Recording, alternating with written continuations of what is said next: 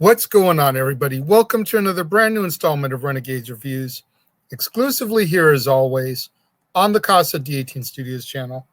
I, of course, am your host, the Renegade JJ Williams, and today's show is also being replayed exclusively on the Jeff Meacham Network.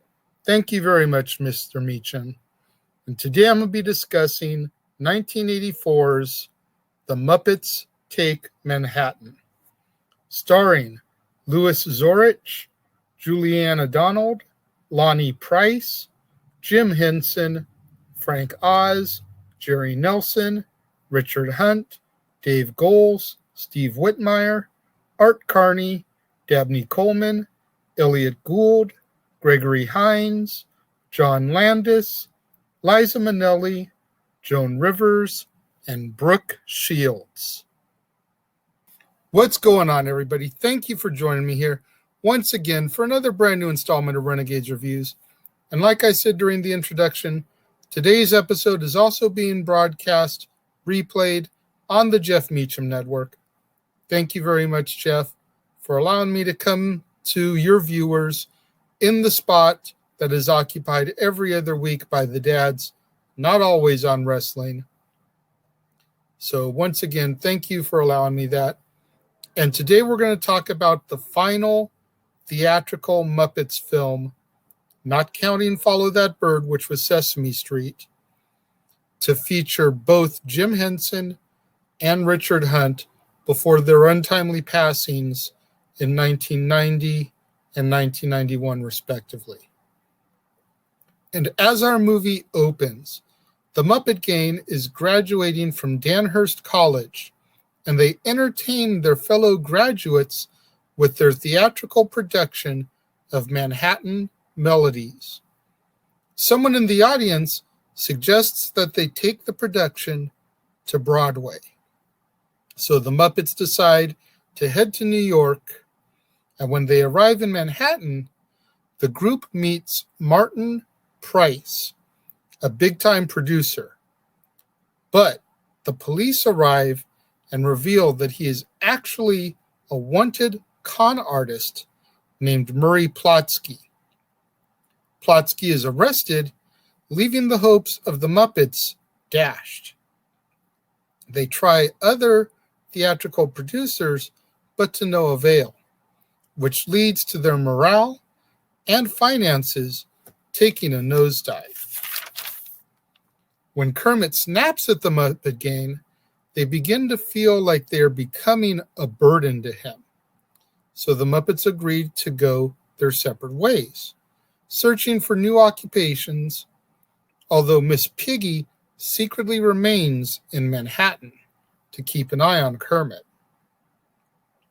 Although Kermit is disappointed by the departure of his friends, he vows to make the show a hit and enlists the assistance of diner owner Pete and his daughter Jenny, who is an aspiring fashion designer, as well as the diner's staff of rats led by Rizzo. Kermit attempts to promote the show, first by posing as an eccentric producer, bragging about the quality of the musical. But the producer that he meets throws the script in the trash can after Kermit makes his grand exit. Kermit then poses as a famous playwright by having the rats insert a caricature picture of him at Sardi's restaurant, replacing the spot formerly occupied by Liza Minnelli. When Minnelli comes in and notices it missing, she asks Vincent Sardi Jr. if she did something wrong to have it removed. Once the rats are exposed, Sardi discovers Liza's picture near Kermit, which causes Kermit and the rats to get thrown out of the restaurant. Kermit begins to receive letters from his friends informing him where they are and what they're up to. And while in Central Park, Jenny comforts Kermit about his losses, while an envious Miss Piggy watches. When a thief steals her purse, Miss Piggy borrows a pair of roller skates and gives chase until she is able to capture the thief. In the process, Kermit discovers that Piggy is still in New York and has been spying on him. But they reconcile and make up after a brief argument. Piggy takes on a job as a waitress in the restaurant, and then Kermit receives a letter from producer Bernard Crawford, who is interested in Manhattan Melodies. However, Kermit discovers that the letter was actually written by Bernard Crawford's son, Ronnie Crawford, who is struggling to prove himself as a producer, but he believes that Manhattan Melodies is just what he needs to establish himself as a name in the field. Bernard is hesitant, but agrees to fund the show for his son as a favor. Thrilled at the development, Kermit begins to head back to the diner, but becomes so distracted that he walks into oncoming traffic and is hit by a car. Pete sends telegrams out to the other Muppets, summoning them back to New York, only to discover that Kermit has disappeared. At the hospital, Kermit's doctor discovers that he has amnesia. Kermit heads off to start a new life, and he makes his way to Madison Avenue, where he meets Bill, Gil, and Jill, a trio of frogs who work in advertising. The trio offers Kermit a job when he is able to come up with a slogan for their advertising campaign. He accepts the job and begins going by the name of Phil. The rest of the Muppets search Manhattan for Kermit, with Gonzo even attempting to enlist Mayor Koch of New York to assist them. Bill, Gil, Jill, and Kermit end up visiting Pete's diner one day, where Kermit's friends recognize when he begins to play the show's opening number with spoons on glasses. They discover that he is with a group of frogs in the very next stall, and they kidnap him away from his new friends. On opening night at the Biltmore Theater, the Muppets try to help Kermit remember who he is. When Miss Piggy tells Kermit that they are in love and to be married, Kermit laughs at the thought of being in love with Miss Piggy. Fed up with failure in trying to get Kermit to remember who he is, Miss Piggy karate chops him, which ends up restoring Kermit's memory. As the Muppets take their places for the opening number of their performance, the Muppets ask Kermit if their new friends from their new walks of life could watch the show from backstage. Kermit finally realizes that what the show was missing, what the show needs, is more characters. So he suggests that the Madison Avenue frogs and assorted dogs, bears, chickens, and others become background actors in the production. The show begins, and it is a rousing success, and it culminates in what is intended to be a staged wedding between Kermit and Miss Piggy, with Gonzo as the minister, except a real minister appears to perform the ceremony. All of the Muppets, Sesame Street characters, and even Uncle Traveling Matt from Fraggle Rock are present for the wedding and watch Kermit and Miss Piggy get married as our film draws to its close. Now, this film is best known for two things. Number one, the wedding of Kermit and Miss Piggy, which basically launched them into the stratosphere of pop culture, even more so than they already were, because now Kermit and Miss Piggy were officially married finally after all these years. And second, the introduction of the Muppet Babies during a dream sequence and the song I Will Always Love You. Those two things right there are probably what this film is best remembered for. But I mean, coming off of the heels of the Great Muppet Caper, and what a disappointment that was, at least for me. Muppets Take Manhattan really just picked up the fumble and ran for a touchdown, because Muppets Take Manhattan is so good, such a great and strong story here. The songs are phenomenal, very memorable. Together Again, Saying Goodbye, the big finale of Somebody's Getting Married, He'll Make Me Happy, I Will Always Love You, and You Can't Take No for an Answer by Dr. Teeth and the Mayhem Band. All of those songs outstanding in their own right, and far more memorable than the ones from the Great Muppet Caper 3 years earlier. I don't recall who did the music for this one, but definitely, in my opinion, much better of a soundtrack than the predecessor. The cameos were outstanding. My favorite ones, probably Dabney Coleman in the beginning as Martin Price, Murray Plotsky, the con artist, and Gregory Hines as the man who Miss Piggy borrows the skates from. And then Brooke Shields' cameo is pretty cute also, with one of the rats asking her if she believes basically in interspecies love, and she makes a comment about how she's dated a few rats, if that's what he means. I felt that was a really cute little comment there.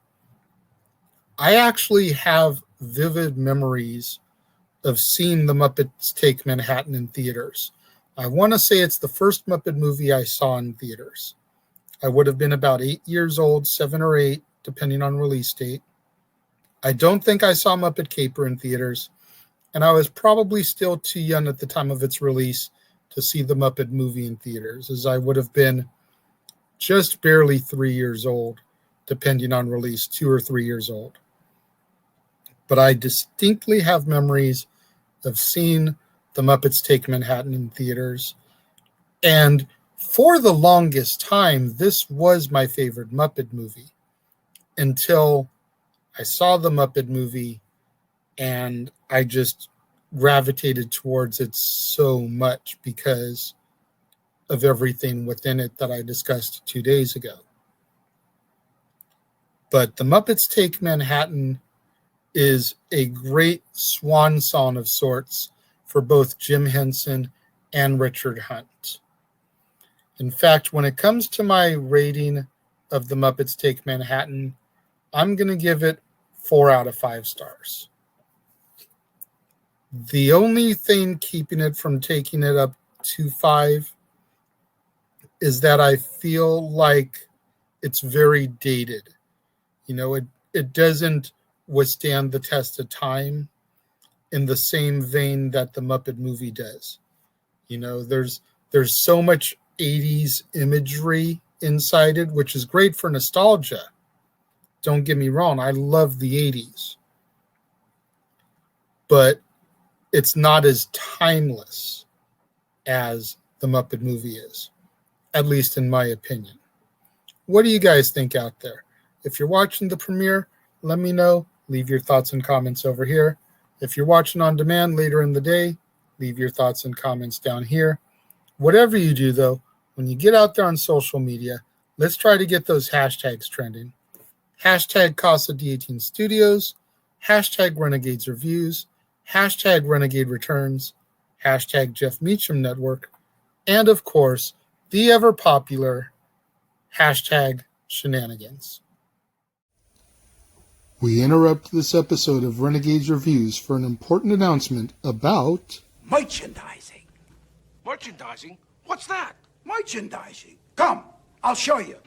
Merchandising, where the real money's made. Make sure you go over to teespring.com/stores/Jeff Meacham Network for all the t-shirts you see here from the West Coast professor, Jeff Meacham himself. You can get shirts for the Jeff Meacham Network, Talk Wrestling, as well as the red and gold Meechamania shirts. And while you're there, don't forget to get your shirts of the Casa D18 Studios Brotherhood, the Dads on Wrestling shirt, the Renegade J.J. Williams, Statboy Sports Bar, and the hashtag Statboy Approved shirt. Make sure you go over to teespring.com/stores/Jeff Meacham Network and score your shirts today. Make sure you guys get out there. Do what that commercial just told you. Go to teespring.com/stores/Jeff Meacham Network. All the official merchandise of the Casa D18 Studios Brotherhood. Get you your Renegade J.J. Williams shirt, Dad's Not Always on Wrestling, Statboy Sports Bar, hashtag Statboy Approved, hashtag Shenanigans. Get you your official merchandise of the Jeff Meacham Network. 3 different designs of the Jeff Meacham Network logo for you to choose from, along with Talk Wrestling, Meachamania, so much more. Get out there, show your love and support. While you're showing your love and support, do what that ticker tells you. If you enjoy my content, my daily videos, go to that PayPal, send me a few bucks as a donation. Keep in mind, I'm still not monetized. I'm trying to get my viewership hours up, but it's a long and winding road. I'm doing the best I can with it. If you don't want to send me any money via PayPal, I understand, but you still want to show your love and support, go to the Linktree link that scrolls along the bottom of the screen here. Click on the link for my Amazon movie wish list. Select a movie for me. When it comes in the mail, I'll open it up live on Renegade Recap, and I'll give you guys a shout out. And likewise, when I factor it into one of my theme months, and I can sit down, watch it, review it, I'll give you guys another shout out. And I'll show you guys the same amount of love and support that you guys show to me. Make sure you guys tune in tomorrow, right back here on the Casa D18 Studios channel, for another brand new installment of Renegades Reviews, when we take a trip to the high seas and we discuss Muppet Treasure Island, starring Tim Curry as well as the regular Muppet Gang. You're not going to want to miss out tomorrow, right back here on the Casa D18 Studios channel, right back here on Renegades Reviews, when we take a look at the Muppets' take on the classic Treasure Island story. To all my loyal fans and viewers out there, tuning in, watching the premiere, leaving your thoughts and comments over here, thank you very much. I greatly appreciate each and every one of you guys. Likewise, all my loyal fans and viewers out there, turning in a little bit later in the day, watching on demand, leaving your thoughts and comments down here. Thank you very much. I greatly appreciate each and every one of you guys. I appreciate all my loyal fans and viewers who tune in on a daily basis, join me, watch me, and enjoy my content. Thank you very much for watching. I will see you guys next time.